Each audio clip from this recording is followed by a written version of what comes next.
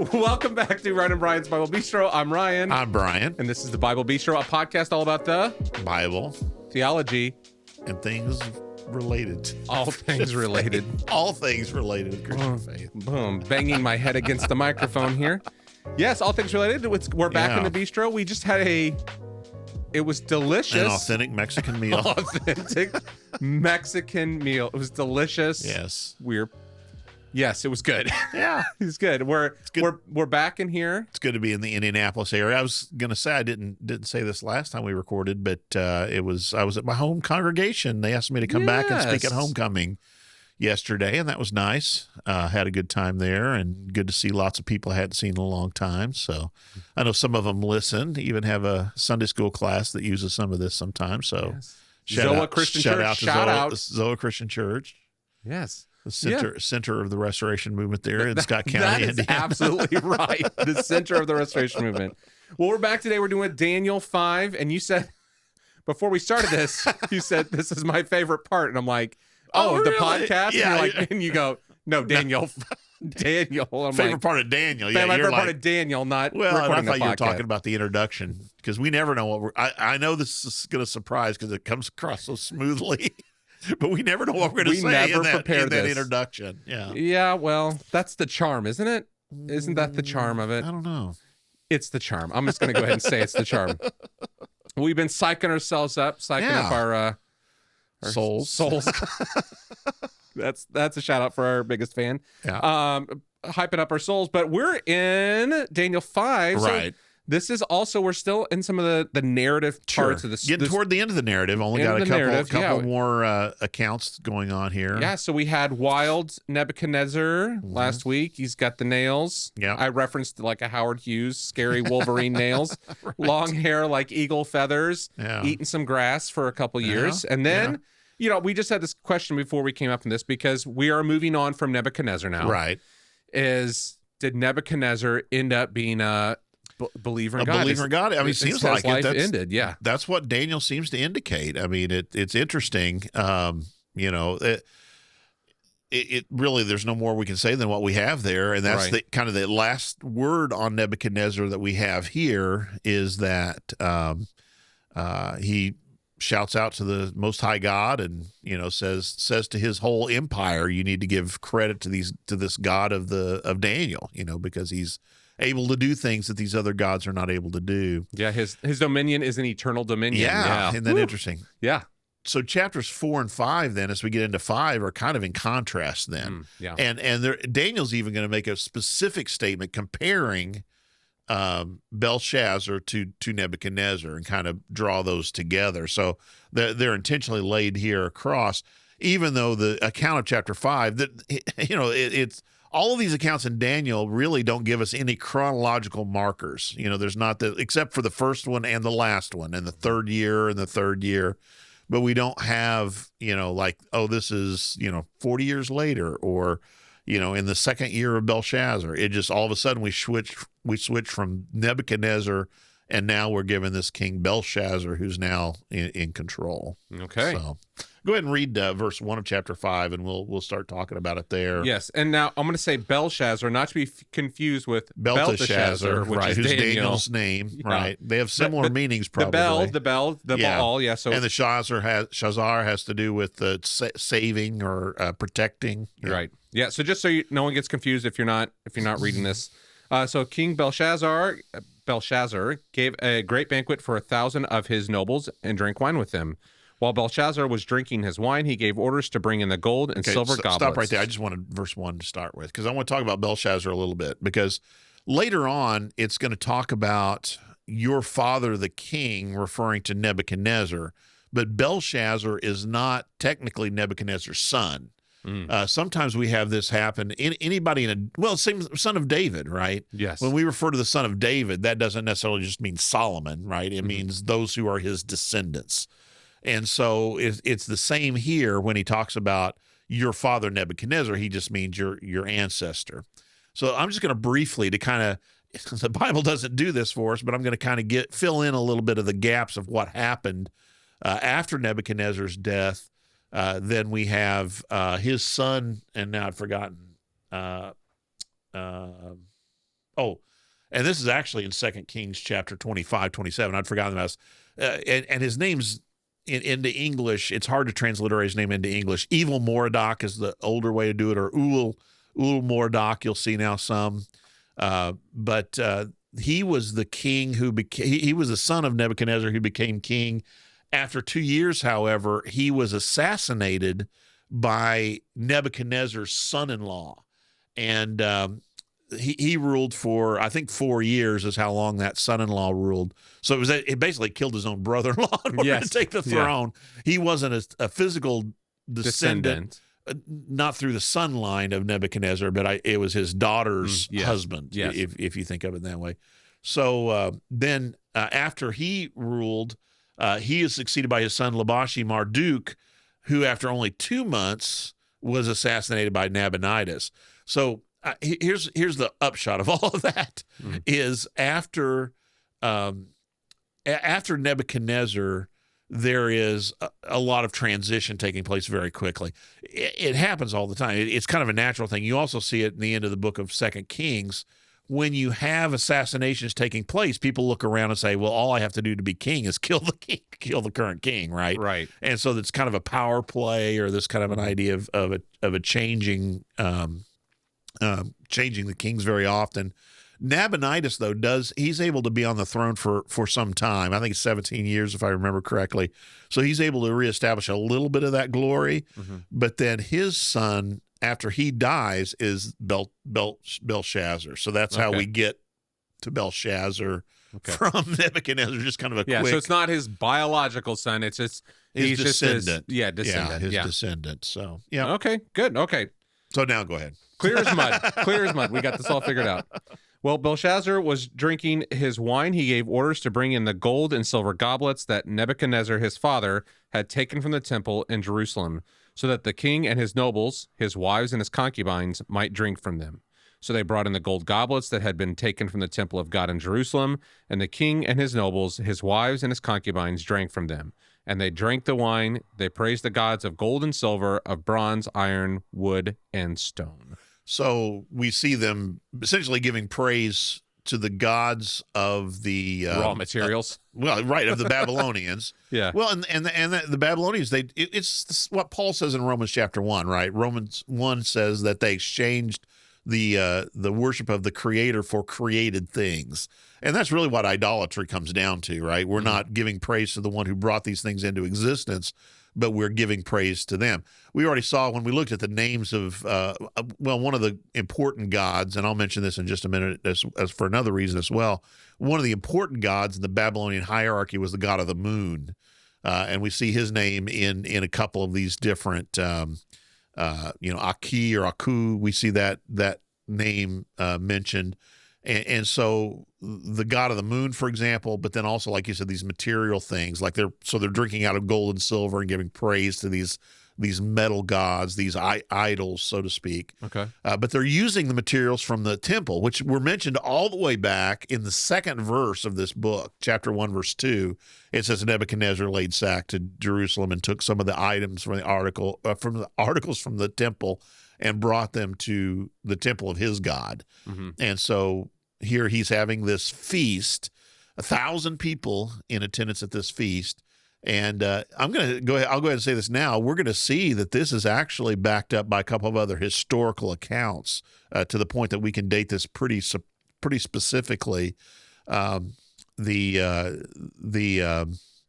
feast is probably, and I'm going to tell you why I think this in a little bit, probably a feast to the moon god. And that's why I mentioned that, and I'll say more about that later. But he's having a feast, and we're going to find out it's kind of a weird time to be having a feast. Okay. But we think it's a regularly prescribed feast. That's one of the ways to understand what's going on here. So one of the things that took place. And you're going to give us more information on why you think that is. Yeah.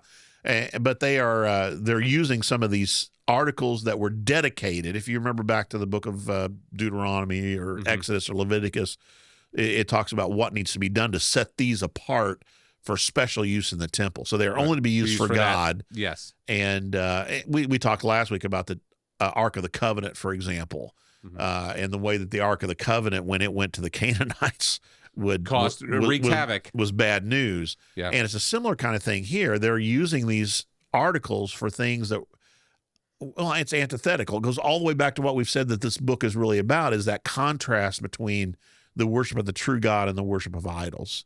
All the way back to chapter 1, if you'll recall that, when we talk about the change of names, right, to reflect the gods of the Babylonians. And so anyway, that's what's going on here. So go ahead into chapter 5, verses 5 and 6 then. Yeah. Suddenly, the fingers of a human hand appeared and wrote on the plaster of the wall, near the lampstand in the royal palace. The king watched the hand as it wrote. His face turned pale, and he was so frightened that his legs became weak and his knees were knocking. Have you ever felt that experience before? It's this idea of a sudden shock or fear. Now, this is a weird story in one way. It's a unique story. We don't have any other writing on the wall like this in the Old Testament. But it also does fit a pattern that we've seen already in Daniel, though, right? It's a portent. It's a story about what's going to happen in the future.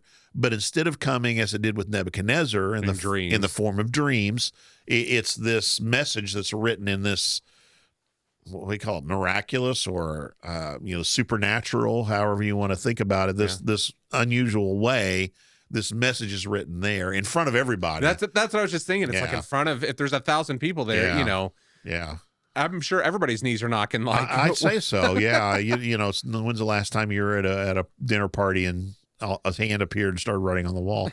If it did, you should probably leave. In fact, I would just leave the party. I would leave the city, given what we're going to see here in Beetlejuice. Right. So anyway, I think it's similar to what we saw with Nebuchadnezzar, but it is a different medium, so to speak, of what we see. So okay, it's similar in this. There's an immediacy, right? As soon as they start doing this, well, here's the result. So yeah, just the hand appears like out of nowhere. So let me, before you go any farther, let me ask you, what do we expect then, given what we've seen with Nebuchadnezzar and he has these dreams? What's the next thing we're going to see? Everything that Nebuchadnezzar has, I mean, his first dream was, hey, you've got a kingdom, but then it's going to start falling apart. There's going to be other kings that come after you. And then the other dream was like, hey, you're going to go nuts Yeah. So it's not been great news so far. Yeah. Is that the term portent we sometimes use, or, something like that, almost a curse. But what's the first thing Nebuchadnezzar would do in each of those cases? Get someone here that can help me understand this. Yeah, and so that's the same thing here. We're going to see that Belshazzar does. All right, you want me to continue here? The king summoned the enchanters, astrologers, and diviners.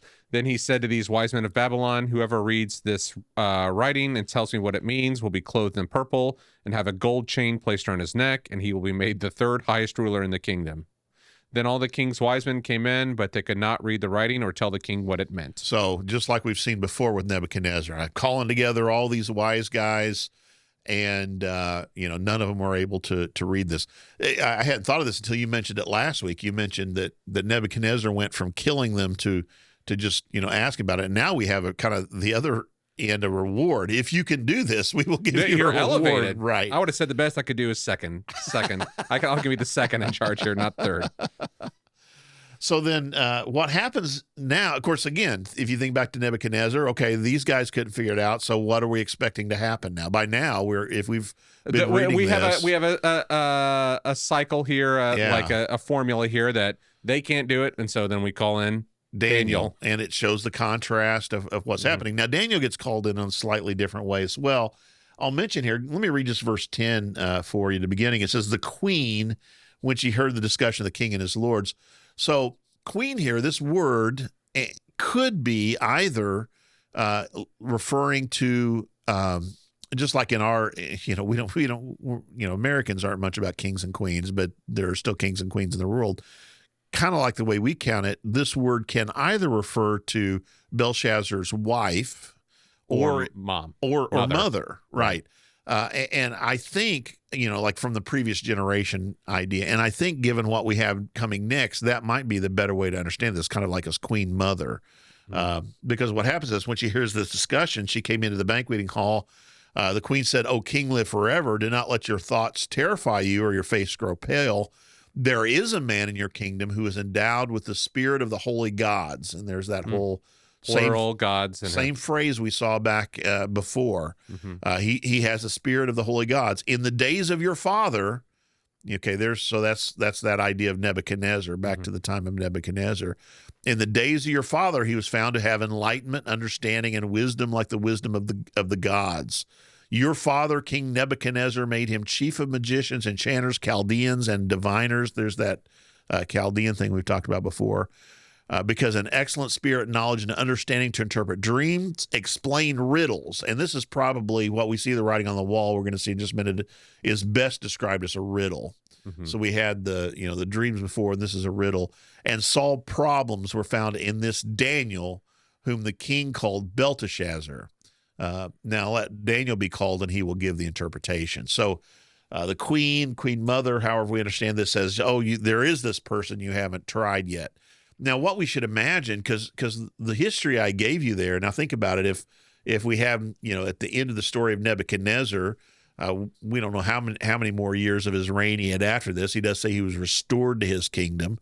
And then we have, I mentioned after his death, we had evil Mordok, and then we had the king that reigned for 4 years and his son only a couple of months, and then Nabonidus, who reigned for 17 years before Belshazzar does. And I don't think Belshazzar hasn't been on the throne very, very long, but we're talking about the period probably 25 years from the end of the story of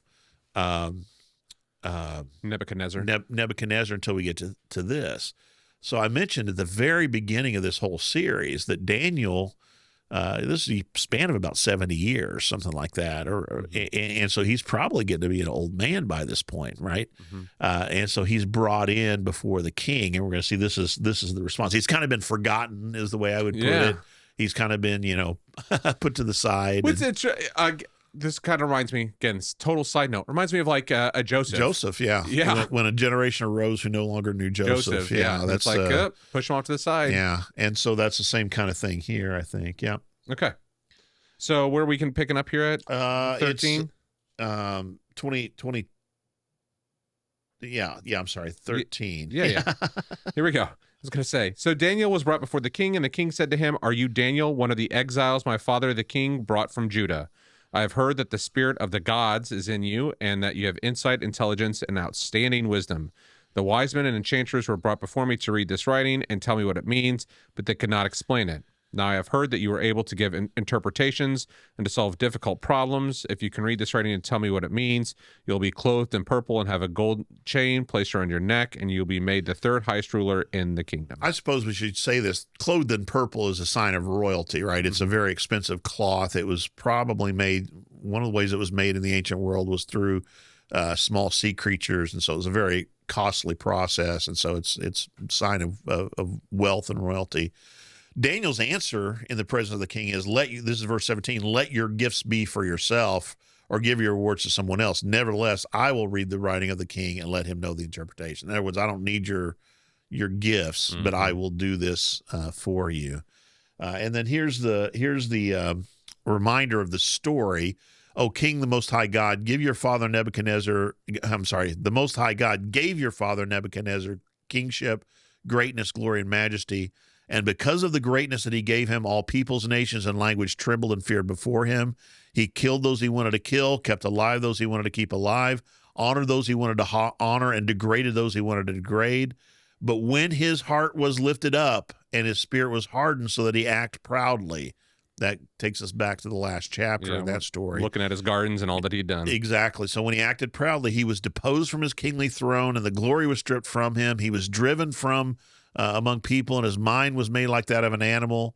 His dwelling was with the wild asses. He fed grass like oxen, and his body was bathed with the dew of heaven until he learned that the Most High God had sovereignty over the kingdom of mortals, and sets over it whomever he will.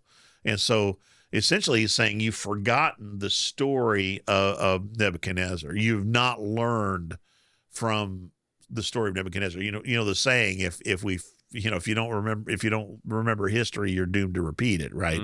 And so here is this idea: you have You've forgotten that lesson of humility, and instead of humbling yourself, you've had a great deal of pride. Let's at this point talk a little bit about this pride, because what we don't find out right now until a little bit later in the story is that this wasn't just any day, but the Medes and the Persians were at the gates of the city. They had surrounded Babylon. Mm-hmm. In this period of time, Babylon saw itself, I mentioned this a little bit last week, as essentially impregnable. Mm-hmm. I'm going to give you a few details. Herodotus, the historian Herodotus, gives us a description of Babylon in this period of time. He said there was a massive wall, I think 32 feet high, if I remember off the top of my head. But anyway, a massive stone wall, double wall, though, that ran around the entirety of this huge city of Babylon. Herodotus, we call him the father of history, right? Herodotus says that this was the most magnificent city of its day. And, that's what we mentioned a little bit with Nebuchadnezzar. He'd made it beautiful. He'd built all this stuff. He'd made it impregnable. It's right where it's in the area of Mesopotamia, and it's technically where the Euphrates River flows. And one of the things that Nebuchadnezzar had done is he'd built the city in such a way that the river flowed under the walls.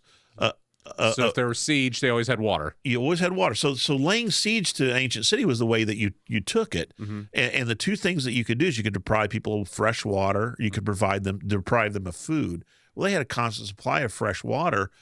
The area, it's estimated that Babylon was enclosed during this period of time, was around 2,000 acres. Oh, wow. So if you had gardens, if you had trees, you could grow your own. You had water to grow the food, and you could just stay in there indefinitely. Probably fishing in the river. This was essentially the idea of a siege-proof city. Mm-hmm. And so Belshazzar is having this feast, mm-hmm. even though this army is surrounding him, I think because he is, talk about pride, he is utterly convinced that there is nothing that this attacking army can do to them. Mm. That we are in this position where we can never be defeated. We're not going to fall. We can't fall. Absolutely.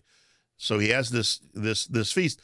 Both Herodotus and the historian Xenophon, who comes a little bit later, he writes a history of a biography, really one of the earliest biographies in the history of the world. Now I'm getting into stuff I studied in my PhD that we don't care about, but Xenophon wrote this really interesting story about Cyrus. And there's all kinds of debates about how much of it is true. It's at least based on the life of Cyrus. And so there are some similarities between Herodotus and Xenophon, but both of them agree that this was a festival that was regularly celebrated during this particular time.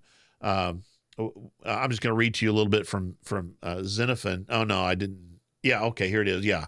There was a certain festival that had come around in Babylon, during which all Babylon was accustomed to drink and revel all night long.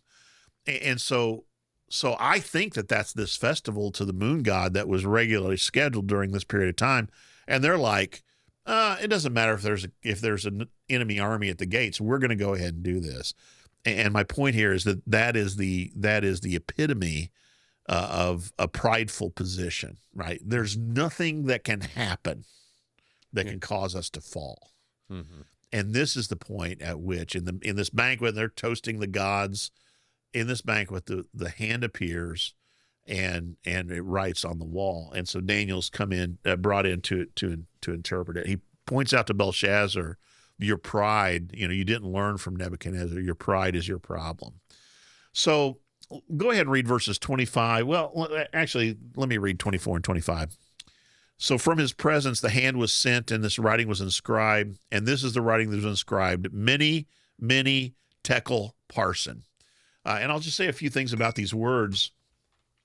These words all have to kind of do with money and with weight. Okay. So if you think about it, I'm going to give you just a couple of weird examples, but the English word, like what we call a dollar in the United States, in England, they have a pound. Okay, so that's a weight, right? Mm. So a lot of the idea of a monetary system goes back to a time when you could imagine weighing out a certain amount of gold or a certain amount of precious metal or silver or whatever, right? Mm-hmm. And so the Spanish word peso is the same. If you go into order some meat, you order it by the peso, by the pound. It's it's the same kind of an idea, that there is this measurement in money. So many tekel parson. The one thing I've compared it to is a little bit like me saying something like nickel, quarter, dime, right? Something like that. It's a riddle. And so it's not that they didn't understand the words, but they're like, what does that mean? Okay. Right. So go ahead now and read the interpretation. Here's what these words means. Mene, God has numbered the days of your reign and brought it to an end. Tekel, you have been weighed on the scales and found wanting. Perez, is it Perez? Perez or parson. Yeah, Parson, either one. Okay. Parish is probably what it's probably a. You don't care, but it's probably an aspirated H on the end, but it doesn't matter. You read my mind. I don't care. Anyway, your kingdom is divided and given to the Medes and Persians. So many, and all of these, by the way, have not only to do with the idea of money, like I said, nickel, quarter, dime, but it also has to do with there's a verb attached to this. So it's the idea of like, this first one is like counting. So many is like counting. Mm-hmm. Okay. And his interpretation of that is the days have been counted. Mm-hmm. That's what that counting idea is. Mm-hmm. The word tekel is like that word pound. It has to do with weighing. Mm-hmm. Okay. So you've been placed in the balance. One of the commentators I read made a really neat little point about this. They said it's really talking about his past, present, and future. So in the past, you've been placed in this position, but your days are numbered. And then the present is you have been judged. You've been weighed and found lacking. It's like you've been put on the scale, and right, you're not up to the measurement. And again, the problem here, I think, is his pride. He's trying to do things on his own. Same thing that happened with Nebuchadnezzar. He's taking credit for his position himself, which, I mean, if you think about it, his dad assassinated a guy in order to get on the throne, and then he just gets the throne. Right. I mean, it's nothing to do with him, right? Right. And then parson or parish is the idea of a half or being split. So it's like a nickel dime, right? What's the old phrase? 2 bits. Well, that's not what I was thinking about. No, never mind. But it's the idea. It's the idea. Right. It's the idea of like a half, right? Okay. And so this idea is your reign is now being cut short. It's being cut now. Mm-hmm. Is the idea. And so, what does Daniel say there? He says that it's brought to an end. It's divided, I should say, and given to the Medes and the Persians. It's going to be cut in half. Is what I should have said there in that case. So Belshazzar then gave the command. He interprets it, and it's very quick what happens next. There's not a lot of afterward. Belshazzar gave the command, and Daniel was clothed in purple. A chain of gold was put around his neck, and a proclamation was made concerning him that he should rank third in the kingdom. But then we get 30 and 31. That very night, Belshazzar, the Chaldean king, was killed, and Darius the Mede received the kingdom, being about 62 years old. So that very night of this festival, of them feasting in the palace, and the writing on the wall, and Daniel saying this is what's happening, that very night is when we find the switch from the Babylonian into the Medo-Persian Empire. Is the author trying to draw the connection because how they dishonored the elements from the temple what caused? I think so. Like if it's cut in half, was there more? Could there have been potentially more? But like this arrogance, this pride of like taking this and we're going to honor the stone, wood, gold, and silver. The idols. So it comes down to, now there's some people who see, well, that's all I'll say about that. But it's an idolatry. It's basically giving credit to the gods of the Babylonians for what's going on here, rather than acknowledging that the true God is the one. What's been the message the whole time? The true God is the one who decides who's going to be on the throne. Right. The true God is the one who's sovereign. He brought Nebuchadnezzar into power, and he's able to take him out of power and bring him back into power. And now he's brought Belshazzar into power, but Belshazzar is acknowledging the gods of the idols instead, the Babylonian idols. So yeah, absolutely. I think that's what's going on. Now, it seems like a very strange story. Again, a strange time to be having this feast. I kind of explained that when they thought they enemy were at your gates, literally. So both Herodotus and Xenophon, though, tell us that this is how it happened. It's very interesting that they agree with Daniel in this account. Daniel doesn't give us a lot of the details. Herodotus goes into great detail. Xenophon does. I gave just a little bit of Xenophon here. I'm just going to tell you some of the backstory, and then I'll read just a little bit of it. All of them are interesting accounts to read in this relationship. The Cyrus cylinder talks about it a little bit as well, but Herodotus and Xenophon are the better reads about it. And I couldn't believe this when I first heard about this. I had Herodotus on the shelf, so I went and pulled it off the shelf and read it. I'm like, oh my goodness, I never knew this. But what Cyrus did is he had this plan, and Cyrus and Darius, you have a Persian and a Mede empire kind of working together on this. But they had this idea of, so the Euphrates River was part of the defenses of the city. And basically they came to the city and they're all like, we're never going to, these huge walls, they agreed, there's no way we're ever going to be able to take this. But somebody came up with the idea, well, what about the river? And initially Cyrus says, well, the river's even worse. How are we getting this so deep and it's fast moving? How would we ever get into it? But they came up with this plan of digging ditches that would divert the river upstream into this valley. And essentially that would take the water, and so the water level would lower.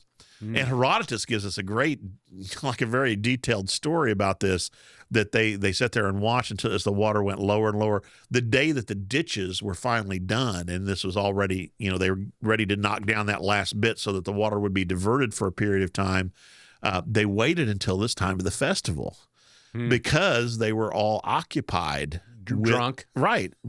I mean, this is what it says. So let me read a little bit of Xenophon to you. At last the ditches were completed. Then when he heard that a certain festival had come around in Babylon, during which all Babylon was accustomed to drink and revel all night long, Cyrus took a large number of men, just as soon as it was dark, opened up the heads of the trenches at the river. So, you can imagine they're breaking down these last dams that are going to allow the water to flow. As soon as that was done, the water flowed down through the ditches in the night, and the bed of the river, where it traversed the city, became passable for men. And Herodotus gives us a really detailed version that talks about, it's got lower and lower and lower. Finally got lower enough for the men to go in, and he had men stationed at both sides. Xenophon tells us that, and Herodotus both do.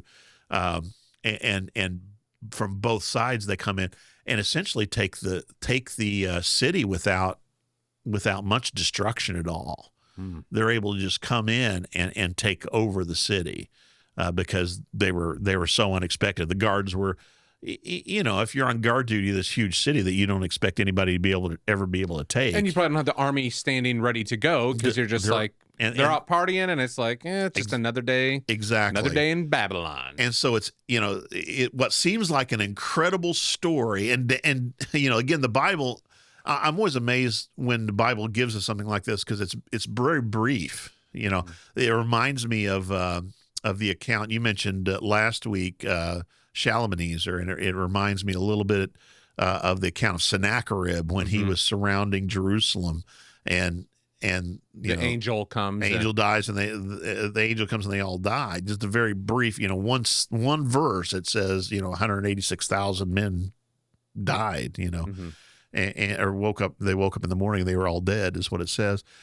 But the brevity here again is fascinating. But then when you read these historical, what we consider to be historical accounts, Herodotus, the father of history, Xenophon.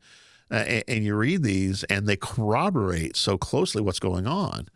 Is our festival going on? Explains why they would be doing what they were doing, and they're toasting to the gods, right? This is the moon festival, which would have been a very important festival for the Babylonians, one of their chief gods. And that very night, God says, "This I'm going to take the kingdom away from you because I'm the one who determines this, and I'm going to give it to the Medes and the Persians. Wow. So, well, and going back to the Sennacherib thing, I was looking at the Sennacherib prism the other day, and it's like there's the whole story of him laying siege to Jerusalem, but not the story of him taking Jerusalem. It's like, well, that's Scripture is telling us as well. Yeah. Hezekiah, I shut up like a bird in a cage. And then he goes on to the next story. Yeah. It's like all these others, like, I beheaded him and I took his children. And took the rest of Judah, basically, but not Jerusalem. And I shut up Hezekiah like a bird in a cage. And it goes on. And Hezekiah built a tunnel preparing for him, again, of water for a siege. Exactly. Yeah, so I think that this is a really interesting story. I mean, I think this is always the thing we talk about is like context. Yeah, you know, and like we have the story of God here, right? But there's some historical context that kind of breathes a little. Not that God's scriptures are lacking, but breathes a little something on this for us in our modern minds, trying to understand what's the context of what all is happening here. Because I think that's one of those things. Like, why would you be celebrating if there's someone knocking at your door and we don't get that lead up of the army like what we would. When we hear about the Assyrians or the Babylonians coming, you don't get this lead-up story of the armies coming. Well, and I think when this was first written during the early Persian Empire, if I'm correct that it's written during the 6th century, during the early Persian Empire, people would have known the story. There'd be no reason for Daniel to tell the story because they would know it. And so he tells the story of what was going on inside, and they'd be like, "Oh, okay, this isn't Cyrus's and his generals' military wits." We need to recognize, and of course, when they read the book of Isaiah saying there was a prophecy about Cyrus as well, we need to recognize it is the God of Israel that is orchestrating these things. That's the initial impression it would have had upon them. Yeah, I was reading John Walton. This could be a totally side thing, but he talks about things in Scripture that are reference and things that are affirmations. Yeah, absolutely. The Bible doesn't need to like keep referring to things that are commonly known at the time. The writers are reframing it to affirm something about God and the character and nature of God. I think this does apply. That's a perfect example of what you're talking about because again, if this story was already known, but let me put it this way: Xenophon's Cyropedia, that's the name of the book, named after Cyrus, right? The Cyropedia. And the whole idea of it is to laud Cyrus. That's why we think that there are some accounts that are probably exaggerated or unhistorical, because the whole point of the book isn't to tell the fact. It's not a dry history, but it's a history trying to make Cyrus look like a hero, right? Right. And so that account would be out there. Cyrus, look at all this wisdom and what a great leader Cyrus was. Not unlike at a later period of time. What we're going to see with the Caesar's histories, they're going to exactly. Of course, he writes them himself, but to make Julius Caesar look really good, right? And so he tells it in such a way that he doesn't need to cover the things that are already circulating out there. Exactly. Cyrus is the hero according to Xenophon, but Daniel comes along and says, "Now wait a minute, there's more to the story, and the real hero here is God. Yeah, he is the one who is the raiser of kingdoms and nations." And so thinking about that and always thinking what is the original reader, so reminding them of this. And I have a suspicion, and I can't prove this. I don't think Daniel returned in the exile. He had the opportunity because Cyrus allowed people to go back to their homes. We're going to see that. You can see that in Ezra chapter 1. We're going to talk about it a little bit next week. But what we see with Daniel is I think he stayed in exile and died there. But I do think he had this position of authority with he's called the chief of the magicians, right? Right. And he is teaching people about this. So by the time you get to Jesus, the birth of Jesus, and there are these wise men who come from the east, right? Yeah. And they say, we've heard about this. We're expecting this king of the Jews. And like astrologers, we've seen his star, right? We've seen it rise, and we've come to pay homage to this king of the Jews. I think these are the not physical descendants of Daniel. I think these are the philosophical and intellectual heirs to Daniel. Like Belshazzar is not really the son of Nebuchadnezzar, but he's a descendant. These wise magi, I think, are related to the court of the Babylonians, and this wisdom has been handed down through Persia and from Daniel. That he had that kind of influence that was handed down as wisdom for years to come. Cool. That's cool to think about. I hadn't put those two pieces and together. Again, that's a suspicion. Like I said, there's no proof. I'm not the only one who thinks that, though. But I think it fits well. But it's that kind of an idea that you're reframing the story. You're just saying, wait a minute, it's not Cyrus that's the hero of this story. And when God's done with Cyrus, that could change too, right?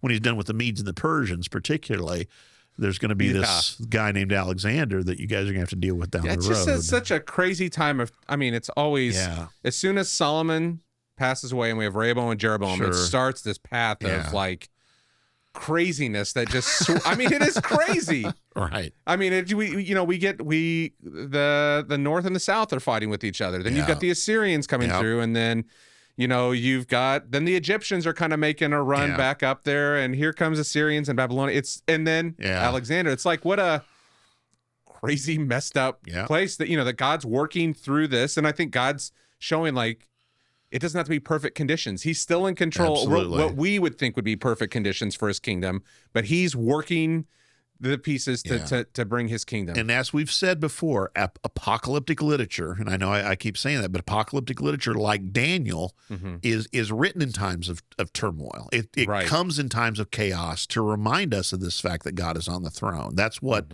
it's about. That's what it's for. Anyway. What were we gonna? Daniel is a good introduction to the book of Revelation. Yeah. Because the book of Revelation picks up, we're going to see, of course, we're going to get into this crazy, you talk about craziness. We're going to, a couple of weeks, we'll be talking about, some of the apocalyptic images, but John picks up on some of these images in Daniel and applies them to the situation we find when God's people are under Roman rule. Right. He's in exile because of the word of God and the testimony, maintaining his testimony.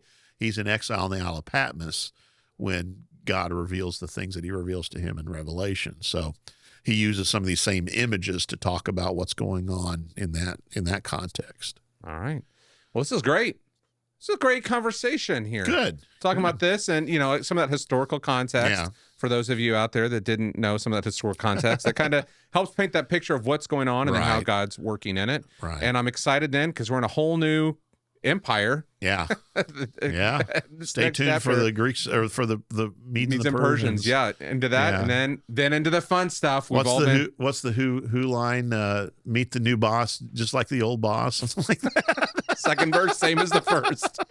Anyway, well, Brian, thanks so much. If you're enjoying the podcast, you can go to our website, thebiblebistro.com. Yeah. You can, up right-hand corner, you can click a button if you'd like to support us on Patreon. We'd appreciate that to help support us continue doing this work. Or share, if you've got someone that's interested in Daniel, or we have 120 some odd other episodes that we cover, just about anything. We'll just go to anything.